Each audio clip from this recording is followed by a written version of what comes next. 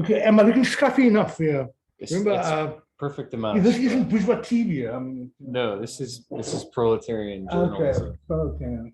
So something I'm trying to figure out and something I've been researching while I've been here is the post-Americana left in South Africa. And really that's also the post-apartheid left. Yeah. And how the problem of neoliberalism has kind of dominated the left since the end of apartheid. A lot of the previously strong institutions on the left have gone over to neoliberalism and sort of private accumulation of wealth. So what's your opinion on that? And particularly, how did Americana kind of expose that continuing rotting of the core of the left in South Africa? I think there was a decline of the left long before Marikana. I think what Marikana done was to wake up, that this country is in serious crisis here. Remember, just look at I think, the left has been really in crisis. Remember, we had a national liberation movement now in power, right? So, okay. And a national liberation movement that had a lot of legitimacy.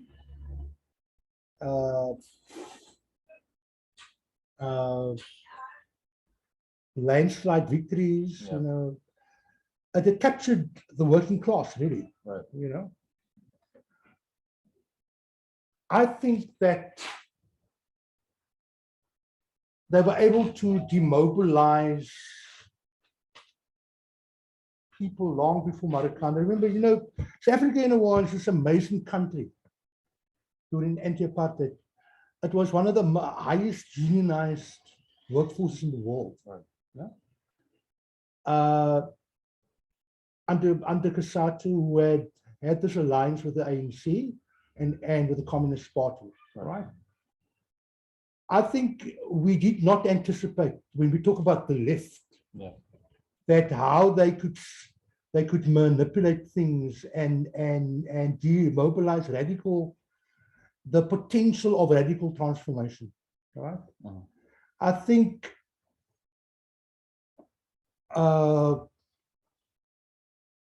they were able to do it in many ways. They were able to do it with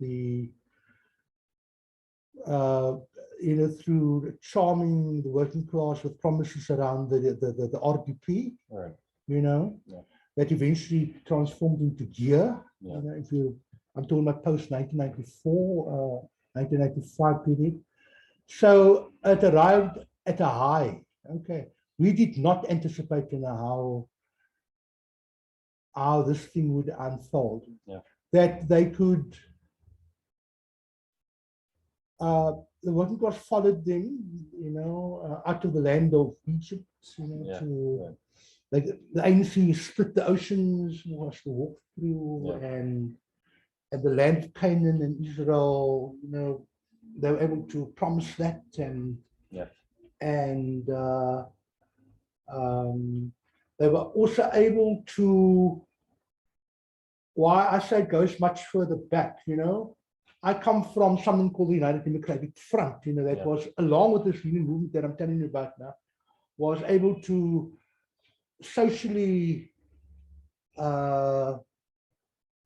energize sections of the society that we had never organized before, with all its imperfections, right? And although, we kind of knew it was the inside, remember the ANC was in exile, right? The UDF was the movement inside the country, right? I think that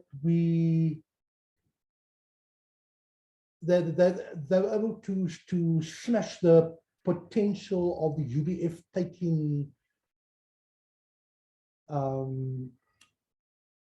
that energy and transforming the society. They were able to do it in a couple of ways, by recruiting and hijacking the genuinely popular sentiment of the groundswell of mobilization Right. Remember, it was a tremendous mobilization. I think, on a world scale, it was a phenomenal thing that took a lot of hard work Right. from some very genuine activists. Now, what the ANC was able to do was to take that layer of very sincere activists, okay, Right. and bring them into the ANC and demobilize that layer of people that they were not going that we were not going to be sitting here with a mobilized working class that was going to make major demands, that was going to determine the ANC. Okay, so it was an elite transition of a combination of people coming in from exile and the mobilization of the leadership that was in the country. Okay. Hi. It was able to do that, to take a movement that was on the ascendancy and to bring it down and pacify it, right? And turn it into what was an extremely vibrant movement and turn it into an electoral constituency. Okay. Okay. And yeah, I think that is what this present party was able to do. And there was always debates. Okay, I was never a member of the ANC, I was a member of the UDF.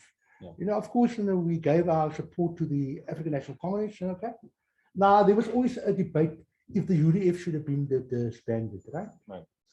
What are we going into here? What are we going to be using? Remember, we were up against a vicious white supremacist regime that was really repressive and everything. Okay.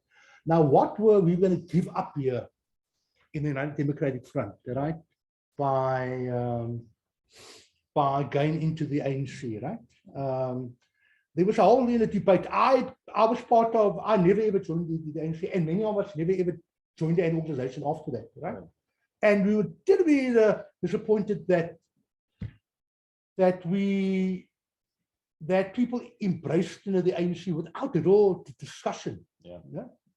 Okay, now there's always a debate about this, that but you guys, you got this romance about the UDF. No, it was a real organization that we needed to think how we were going to dismantle it, and for what? Right. If we could still use it as a vehicle. Now some people might say that, you were far too optimistic about what the UDF. It was really only the UDF was really only formed, during the ANC's illegitimacy to, so, that we overestimate, the strength of the ANC, but there was a real debate, again. Many of my layer of activists never joined other organizations again, except community organizations that we thought, we could revive, the UDF in a different way. That never happened, right? Okay. Along with that Kumbaya moment, there was also deep disillusionment. And organizations, people never went into organizations again, except some of us went into community, others went into NGOs, and others just left politics. Now, why that happened is very, very complex. It's my version of what I think happened, right? They were able to hijack the UDF. They were able to. So, because it was an alliance, a lot of leading trade union members went into the ANC, got in many ways alienated from the constituencies that organized around. A lot of people, it became the time of career in the politicians, and career in the politicians. I don't believe there was ever a significant left. When I talk about the left here, and the other people must say, but ANC was the Communist Party was the left. Now, if we're talking about another left here, okay, I'm not so sure if it was ever significant here.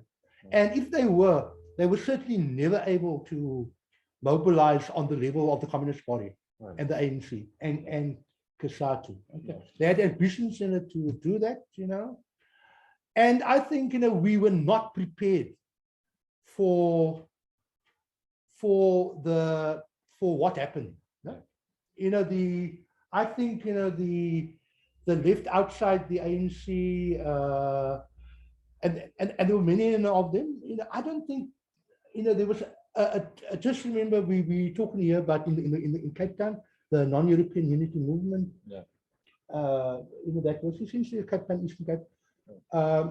We were talking about the workers' organization, WOSA, that did stand for the elections in 1995, 1994. They were never able to organize on that level. Right. So I don't know, when you say the left, I don't think there was ever a significant left outside the ANC and outside the alliance. Right. They might have fantasies in that they were. Yeah. And I think, to just, I'm honestly in a really long-winded way, we missed, if there was a potential left, we missed out on some serious opportunities, right? To fight for things that we believed. Remember, the masses was charmed by the African National Congress and what was going on. I think there was attempts to organize workers' parties since then. I don't think it ever happened. All right. I think there was attempts to fight to form other formations in communities, to replicate the example of the UDF. UDF that came during a particular time. I don't think we truly pulled it off. Right? I don't think so. Right? No, I think that is what now, 30 years later. What? Yeah, 30 years. I don't think we pulled it off. And I think that we must stop. We need to. I think we need to reflect why that happened. Right? How come we were not able to get into the lives of working people? Right? Why we were not able to deal with the mass unemployment? Remember, it was a working class defeat. I would say, if you want to use words, I mean, we really like to use the defeat of the working class in this country. Okay. How, why were we not able to appeal to them outside the alliance? Okay? To gain the confidence to believe that they could be agents of their own liberation. And yes, there was the NUMSA split in COSATU that held up a lot of potential. Remember, what Marokkaan had done. It was able to, I think, produce that groundswell of what happened in the labor movement later on with NUMSA. NUMSA had ambitions of forming a workers' party, right? Which they did. I thought it was done badly. There was a lot of other formations that tried to get into an alliance in the NUMSA split. I don't think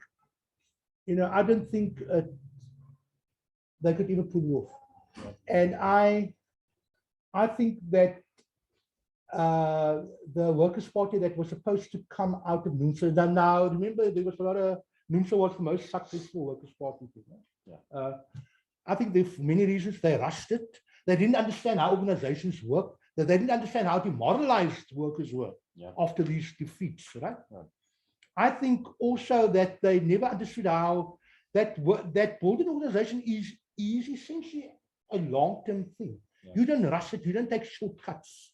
In this Workers' Party that NUMSA formed and stood for the last elections, in 2018.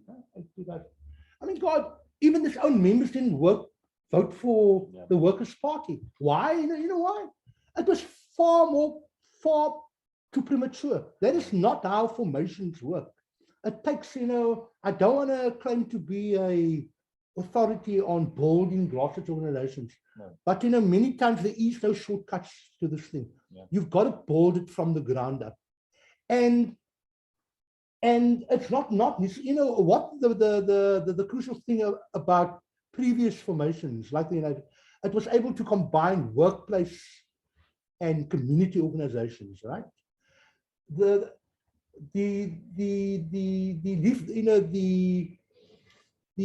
dissident left outlet was not able, and they didn't understand those things. They didn't understand how the UDF agency worked, and I think they were trying to take shortcuts, and they got bitten badly, because I think that Workers' Party done more damage to the workers' movement, by again raising people's expectations. Although I doubt if they even were able to do that. Most people fucking went and vote for the ANC. And I can just talk about the Western Cape, where there's not a lot of members. I mean, I don't know who we were going to appeal to here, because anyway, I think it was a crucial mistake. Okay, that the attempts at working class formations fell down badly. They were not able to capitalize on the opportunities and that Marikana presented. In many ways, to the conscious working class, the kind of scabs fell off their eyes, and they saw finally what this was about. That didn't. But of course, then we were during this time of Marikana, we were so busy with state capture. And of course, who comes in a person that hardly had a little bit to, he had a significant connection to Marikana, right? I mean, Lonman and Cyril Ramaphosa and the wealth of that class, that what made this country even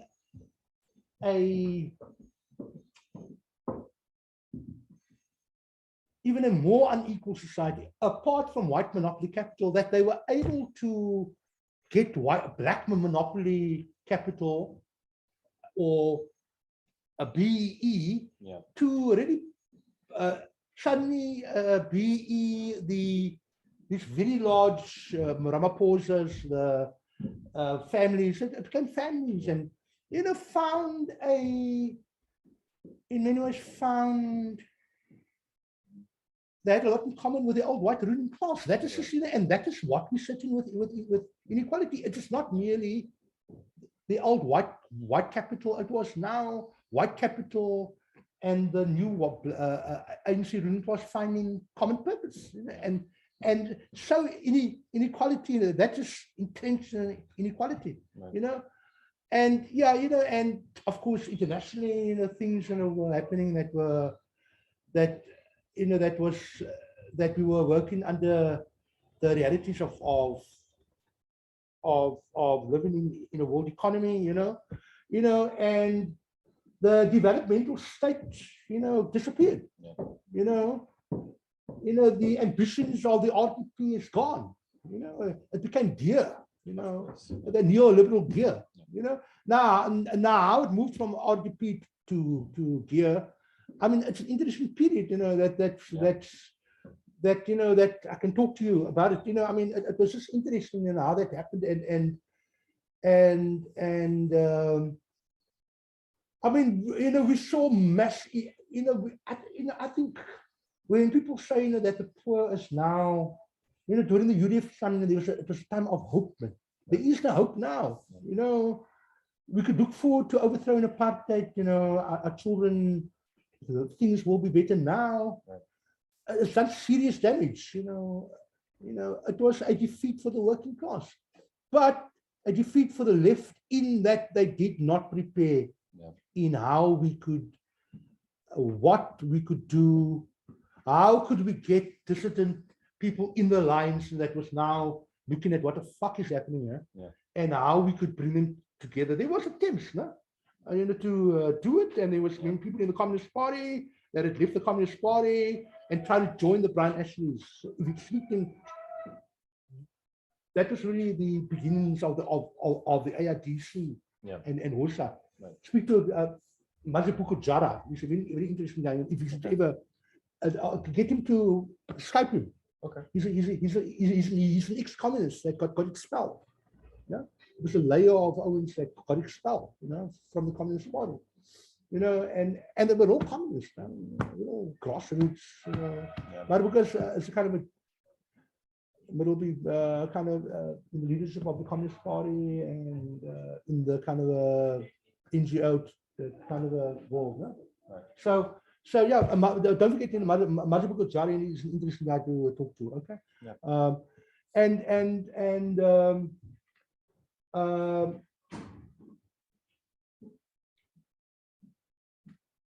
I just think we blame our failures on the left here on what do they say?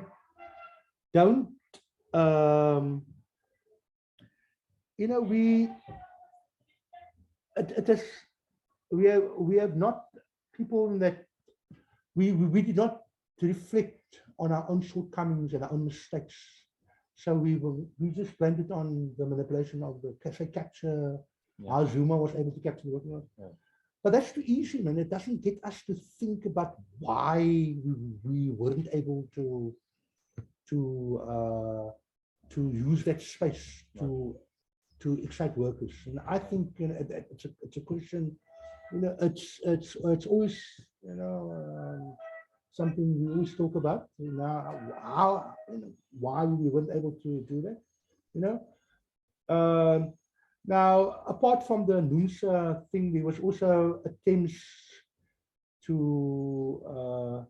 something called the DLF, the Democratic Left Front. Okay, that was Brian Ashley.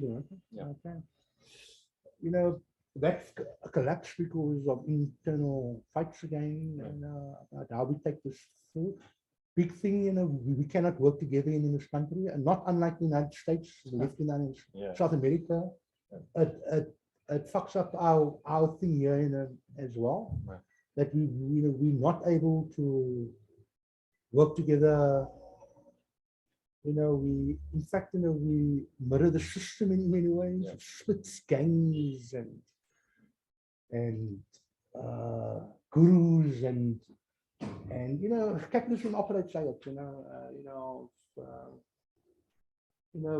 of splitters, and I think that's a serious thing, that we,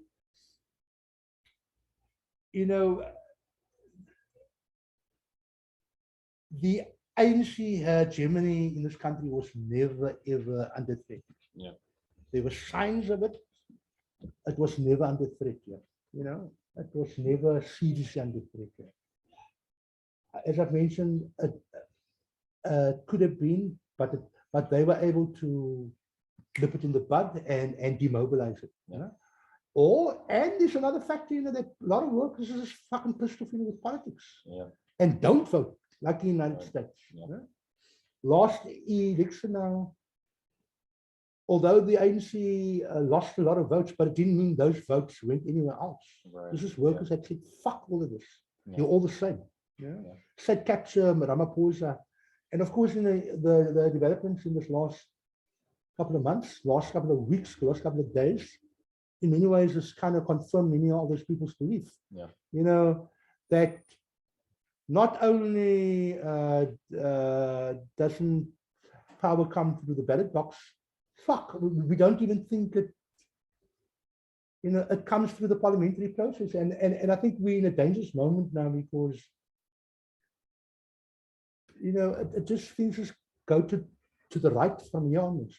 People want strong, I could call them, the return of, apart from xenophobia, that's vicious here, of ethnic entrepreneurs, people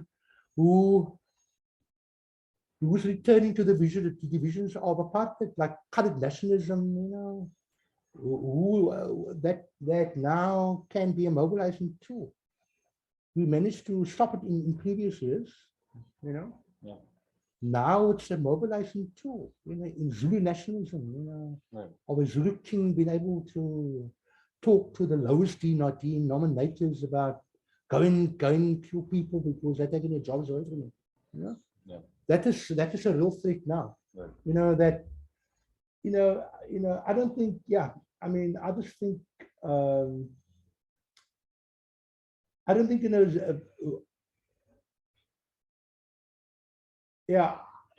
I think the workers has lost hope, in democracy, and I don't blame it, as I've told you, it's too simple to blame it on the African National Congress. It was due to our lack of being able to seize the moment. Yeah. Just in terms of what I'm trying to create here, I'm not wanting to recreate the old mistakes. I have no answers, and I think the answers will come to people understood, not with to have the patience, the tenacity, the compassion, the learning and listening to each other, and thinking of something new. I think that's gonna take a while, but in many ways we actually, I'm afraid we actually don't have a long time. You know what happened last year in August? Oh yeah, okay, Zuma's imprisonment and all that stuff. We shouldn't ask, as I've told you before, we shouldn't ask why that happened. We should say why it doesn't happen more often. I'm surprised. There's so much shit happening in this country right now. A lot of real poverty. I mean, I don't know the half of it. I live in a township here in the Western Cape, and it's pretty bad there. But I haven't seen the worst of it. I mean, and that is only Cape Town. I mean, I just have to go out into the spots of Cape Town. I mean, when I come here, the amount of people just queuing for basic food now. I mean, mass unemployment. A belief that finishing high school is not going to bring you anywhere. That's a despair in our society. And that's going to be with us for a while. It's a real despair, and I think these explosions, what do you want to call it? I don't even call it an insurrection, because it's not. It's just a spontaneous fucking hurtful. It's a word we have in Afrikaans called you just fucking you just hate the system, and you don't care. You'll join the riot now. Unorganized. I think that's going to happen much more. And not through parliamentary politics or organizational politics. I'm optimistic, that it will, that we can give some structure to the organizational part of it. Now, I don't know what the comrades at the Walter Rodney thing. We live in hope, right? That people will, that we will, we will get together, right, and collectively work this thing out organizationally, and not pander to the ethnic entrepreneurs and those people want to fuck us over. But it's going to be very hard, because the temptation of going the right route is very, very real now. And it's not, I mean, this isn't Trump's America, this is something else. I mean, Trump is from a very wealthy country. I mean, the people over here, it's not, we don't even, we have a remnant of a social system that fucking feeds people what shit, man. I mean, 320 rand a month, and that's going to come to an end. So, well, something that I'm fascinated by, I've talked to, I think, multiple different people who have the exact same thing to me about the NGOization of politics, and this is something that's very fascinating to me because of it's privatizing, it's taking organization out of it, it's taking solidarity out of it, turning it into a career. That's right. And I perceive this as a huge, like, kind of as you're saying, there is potential. But people are diverting it towards Absolutely. NGOs. And I mean, when I say the ANC demobilize people, that's exactly what NGOs can do. You understand? And in fact, what is worse, I mean, creating a false left, man. Yeah. There's something called a false left. Look at by the way, Luke, you're going to read Luke, eh? Yeah. He's written a very good article, a book. And I think I took copies but I sold it out. Ask him for it. Where he talks exactly about the NGOization of politics. No? Right. And it's not a uniquely South African phenomenon happening in the Philippines, that you can actually now Luke's criticism of the Democrat Left Forum was that, that it depended on Brian Ashley and NGOization. That was a major attack on the DLF, Brian Ashley in the Manda magazine. Right. That was NGO money. I mean, it was NGO money that created a fake left. We pretended we were invited people that pretended they had constituencies. They didn't fucking want to have constituencies. Yeah. It was just, a lot of NGO people that were. It was an NGO. That is what it was. It was never, it was even ambitious to call it the Democratic Left Front. I mean, left front, what fucking front? There was no fucking. I mean, I know that's a danger here, man. It's a real danger. Yeah. That I didn't go much into here, but I mean, I think other people are much more able to talk more about it. But talk to Luke. Yeah. I mean, he's actually. I thought that book he edited. It just now escapes me now, but he deals exactly with this issue. Right. Okay, and he absolutely got it. It was spot on. No? Yeah. And he wrote it about 10 years ago. Okay. It's published by Z, I think. Okay. And he was spot on. They didn't like what he was saying, but he was anticipating already what was going on. Yeah. Well, what was already going on, and what was now going to happen even more. Yeah. And the more desperate people become for jobs, the more they're going to depend on NGOs, and pretend NGOs are organizations that can that can do anything long term for them. Right. But understand the moment of the moment we're in. It's a highly demoralized workforce and community. And people. Remember, we have, I think, 300,000 NGOs in South Africa. Yeah. Families run NGOs here. Yeah. Your family can start an NGO. So it's a large, it's not and it's not, same thing, Kenya, lots of countries like that. Yeah. Philippines, as I've told you, Latin America, Palestine. People told me Palestine. Palestine, And I've talked actually to some people researching that problem that slowly you turn in these NGOs that are pro-Palestine but are doing it in a very limited way, non-anti-capitalist way. And I perceive a similar kind of thing going on. Large salaries. Yeah. Right. We have, we don't get quite as bad as, well, I mean, I think we are. None of the NGO directors here live in the townships. Yeah. They would live in these areas here, in this yuppified. Yeah. It's a yuppified.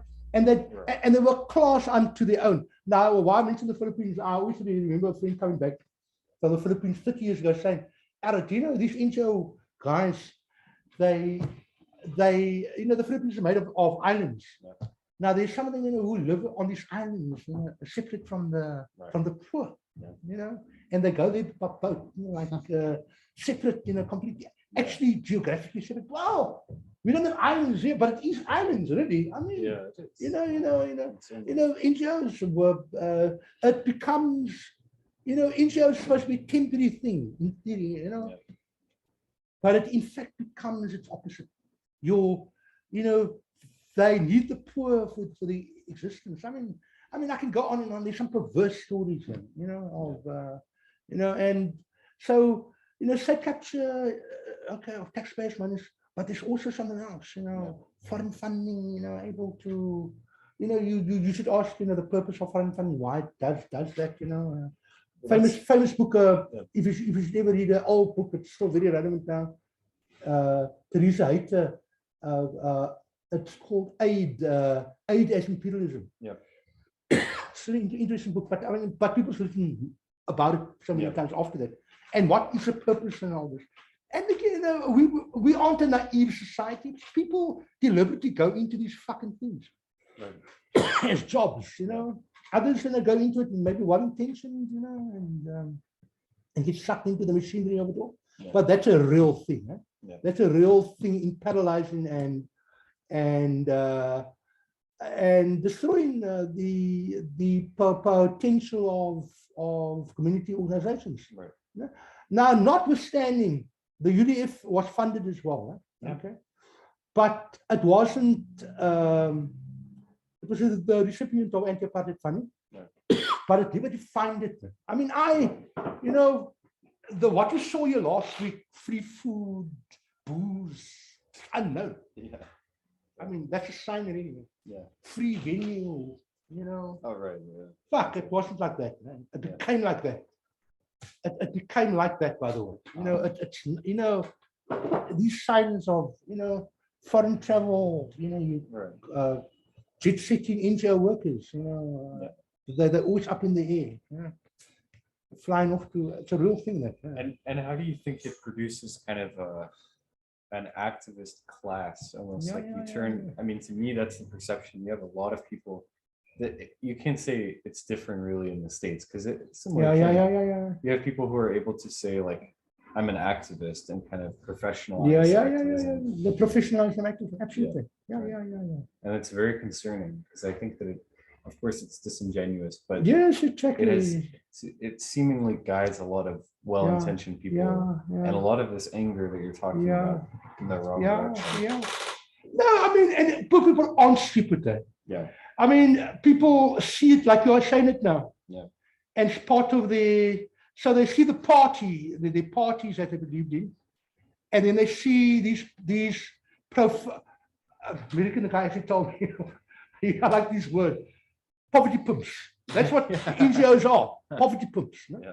That they were poverty pimps that they make a fucking living off your suffering, and for annual report, and then they'll move on to something else. Right. No, look, I think it's a serious issue. Yeah. I think it's a serious issue. And that there's a class of people who take themselves extremely seriously. Okay? Yeah. There's a class of people, and fuck it, they take themselves seriously, but really they're talking to each other. Yeah. And what's even worse, we have NGOs here who link up with NGOs in Brazil that is just as fucked. Right. Who work in the favelas, who's just as corporatist and detached from those, and they have confidences here with each other. Right. No? And and they take themselves seriously, produce glossy reports, and and it's easy to fake it, man. I'm telling you right now, I've been there. Right. You can fake it every year and pretend that you doing more than Now I'm very careful about this shop, that who I compromise with here. Yeah. It's my own money. I make the money for paying for books here. Who I go into partnerships here is I host meetings with organizations here. Right. Like Focus is a volunteer organization, right? Yeah. There is no funding. If I, as a NGO, they're not on my board, they don't decide what happens here. We collaborate on public programs. So it's a concern of mine. I'm not naive about how much longer I can go on like this. It's a difficult one. I'm not funded like I'm not funded like the AIDC, Shishimani. I mean, they've got some real funding, and I'm telling you right now, it's wonderful what Shishimani does today, but we need to ask, what would they leave behind when the money dries up? Yeah. Ask that question. Don't be afraid to ask those questions. Yeah. What do they leave behind when the money dries up? Yeah. It's gone. I'm telling you right now. We've had a turnover of lefty NGOs in this country for years. Yeah. They leave nothing behind in the communities. In fact, they leave the communities far worse off. Oh yeah. You know, or far worse off than what it was. Understand? Right. And so that's a very real question that you're asking him, and you should be asking him those questions. Right. As a quickie, I thought I person, an Cape Townian billionaire, made his money off pharmaceuticals. Okay. He decides to have a hippie moment. He's going to take all this money and build something and so he built Bertha House, and he built something in the township, the Bertha Auditorium, a massive. Okay. So it was supposed to be a collaboration with Shishimani. So Shishimani wanted to take a more activist route. He wanted more of a hippie coffee shop. Right. Now, if you were there, you will see there's something called an activist cafe. It's not a fucking activist cafe. Anyway, they will tell you that they split ways when he didn't like the activist kind of stuff that they were doing. Yeah. Walter Rodney, and they've done a lot of other stuff. The posters is up here. We had the Young Revolutionaries art. It was 50 years since the 68 revolt. They had a whole year of interesting stuff. That's what Shishimani was about. Yeah. So they split, of course, with the billionaire. They thought he just wanted a hippie space, people to chill. I see they hosted a Marx at 200 event as well. Yeah. So I'm sure he wasn't happy with that. There you go. Yeah. But now that was still in the early stages. He still tolerated that shit. Okay. But then it became a little bit more, and the relationship soured. Yeah. And they basically got evicted out of the building, so they have to hire the building. Jeez. And I mean, and yeah, it's not only him. I mean, it's this guy is a guy, American lefty that sponsors a few organizations in over here. He's from the States. He's got an obsession again with China. Okay. Anybody who criticizes China. Oh, really? Yeah. It's really awkward. It's like Vijay Prashad. Right. Vijay Prashad is very strange about China. Doesn't necessarily agree with this minority, human rights thing about our criticisms of China about the human rights thing. Yeah. But he comes out of the kind of Indian Communist Party. They want to talk to you. Oh, are they?